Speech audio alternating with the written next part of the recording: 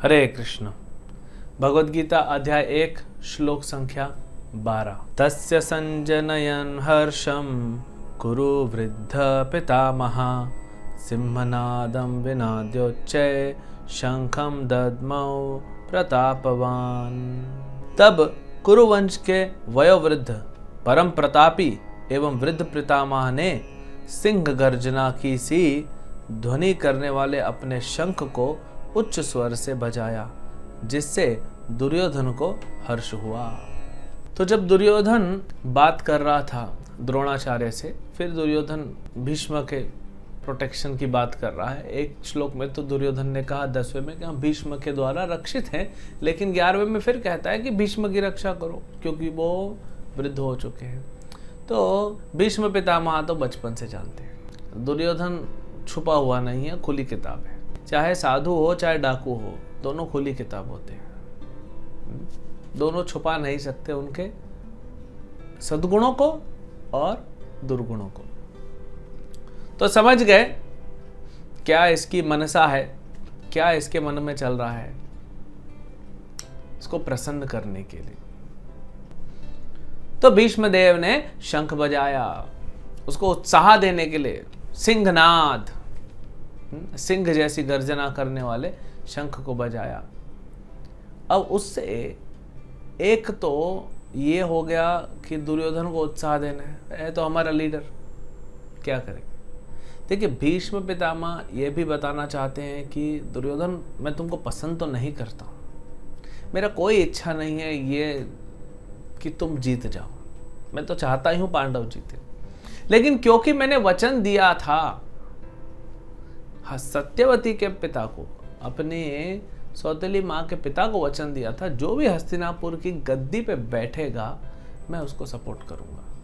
तो वचन तो निभाना ही है, तो लड़ूंगा, अपना पूरा दम लगा लूंगा लड़ने में, उसकी चिंता मत करो। तो लेकिन एक बात जान लो दुर्योधन, ये सब शंख के द्वारा बता रहे हैं, एक बात जान लो कि सामने कृष्ण है।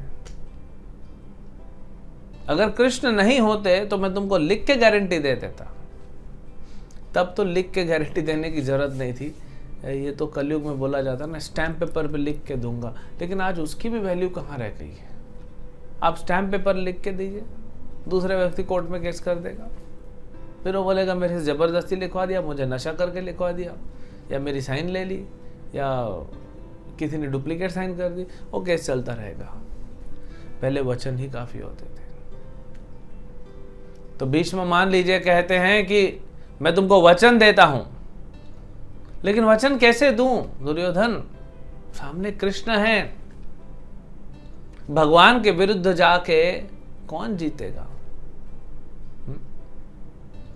महादेव भी लीला है भगवान की और महादेव की। जब बाणासुर भगवान से युद्ध कर रहा था, क्योंकि बाणासुर की बेटी से अनिरुद्ध को प्रेम हो गया था, तो अनिरुद्ध को बचाने के लिए कृष्ण आए थे। और जब बाणासुर युद्ध कर रहा था तो कृष्ण ने बाणासुर के 1000 हाथ में से 998 हाथ काट दिए थे। तो बाणासुर शिवजी का भक्त था, शिवजी का उपासक था, शिवजी को पुकार लिया। असुर सब शिवजी के उपासक होते हैं, इसलिए शिवजी आ गए। हालांकि जब राम और रावण का युद्ध हो रहा था, शिव नहीं आए थे। पार्वती ने कहा जाइए रावण को बचाइए। बोलते हैं देवी, मैं तो रावण को बचाने जाऊं भी, लेकिन तुम देख नहीं रहे हो सामने कौन है, मेरे तो स्वामी खड़े हैं ना, स्वामी से कैसे लड़ूंगा मैं। लेकिन यहाँ पे आए थे, ऐसा नहीं कि वो पहचान नहीं रहे कि कृष्ण कौन है, पहचान रहे, लीला है भगवान की ख्याति बढ़ाने के लिए। तो युद्ध चालू हुआ कृष्ण में और महादेव। तो शिव जी ने फिर शिव ज्वर छोड़ा, बहुत गरम। भगवान कृष्ण ने नारायण ज्वर छोड़ा, बहुत ठंडा, सब ठंडा पड़ गया, शिव ज्वर भी ठंडा पड़ के वहीं बैठ गया। तो जहां पे महादेव नहीं जीत सके, उस कृष्ण के सामने भीष्मदेव बोले मैं क्या कर सकता हूं। दुर्योधन, तुमने पार्टी कैसी बनाई है, दोष तुम्हारा ही है, मान लीजिए कि दोष तुम्हारा है।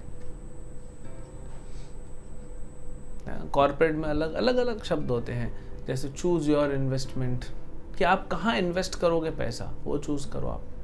आप कहाँ अपनी एनर्जी इन्वेस्ट करोगे, वो सिलेक्ट करो।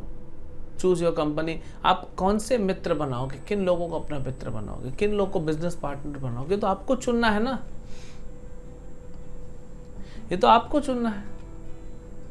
सृष्टि में जिसकी सरकार चल रही है वो भगवान कृष्ण को अपनी पार्टी में रखना चाहिए था ना दुर्योधन, यही गड़बड़ कर दी तुमने। उनकी पार्टी ज्वाइन करना चाहिए, तुम विरुद्ध हो गए। कैसे जीतोगे बताओ? हाँ? बेटा अगर मैं तुम्हारे साथ कंपैशन भी दिखाऊं, चलो तुम मेरा पोता है, गोद में बैठा के तुमको लड्डू भी खिला दिया, लेकिन सत्य को तो कोई नहीं टाल सकता कि ये युद्ध में तुम नहीं जीत सकते। वैसे ही अपने जीवन में हम जब पार्टी बनाते हैं, हर कोई पार्टी बनाता है। एक बच्चा अकेला पैदा होता है, उसका माँ बाप वो नहीं चुनता है, हाँ वो पैदा होता है, भाई बहन भी नहीं चुनता है, लेकिन मित्र चुनता है। उसके माँ बाप उसके लिए स्कूल चुनते हैं, फिर वो थोड़ा बड़ा हो जाता है, हाँ अपने लिए सब्जेक्ट्स चुनता है, फिर कपड़े चुनता है। अब ठंडी में वो पतला कॉटन का टी शर्ट पहन के निकल जाएगा कश्मीर, तो उसका गलती है ना, इसमें कश्मीर का गलती नहीं है, ठंडी का गलती नहीं है, बर्फ गिर रही है उसका गलती नहीं है, तुम्हारा गलती, तुम क्यों पतला कॉटन का कपड़ा पहन के निकल गया इतना ठंडी में। तो हमको जिम्मेदारी लेनी चाहिए। तो वैसे ही हम कॉलेज चुनते हैं, फिर हम जॉब चुनते हैं, हमारे पास ऑप्शन होता है, किसी के पास होता है, किसी के पास जो मिला वही ले चलो, हाँ। लेकिन हम अपने मित्रों को चुनते हैं, तो हम चुनते हैं अपने जीवन को, हम दिशा को चुनते हैं, किस दिशा में जाना है। आप ये नहीं कह सकते कि मैं दुर्योधन के पथ पे चलूंगा और अंत में मुझे युधिष्ठिर का रिजल्ट चाहिए, मतलब राजा बनना है, नहीं होगा। अगर आप दुर्योधन के पथ पे जा रहे हो तो दुर्योधन की गति मिलेगी मृत्यु, और युधिष्ठिर के पथ पे जाओगे तब मिलेगा आपको भक्ति। तो ये तो आपको सिलेक्ट करना है, आपको चुनना है, इसमें किसी और का जिम्मेदारी नहीं है। तो दुर्योधन ने चुना ही ऐसे, हाँ सब महान योद्धा लेके आ गया, लेकिन भूल गया अपने संबंधी जी को तो बुलाना चाहिए था। दुर्योधन की बेटी और कृष्ण के पुत्र का विवाह हुआ तो बोल देते प्रभु आइए हमारे साथ, तो सारी पार्टी एक हो जाती, युद्ध ही नहीं होता। तो अपना टीम खुद चुनिए, अपने एसोसिएट्स खुद चुनिए, अपनी दिशा चुनिए, किस दिशा में जाना है। अपने गुरु, प्रामाणिक गुरु कौन है उनको पता लगाइए, उनको चुनिए, तब आप देखेंगे कि आपका जीवन में आनंद और हर्ष रहेगा। हरे कृष्ण।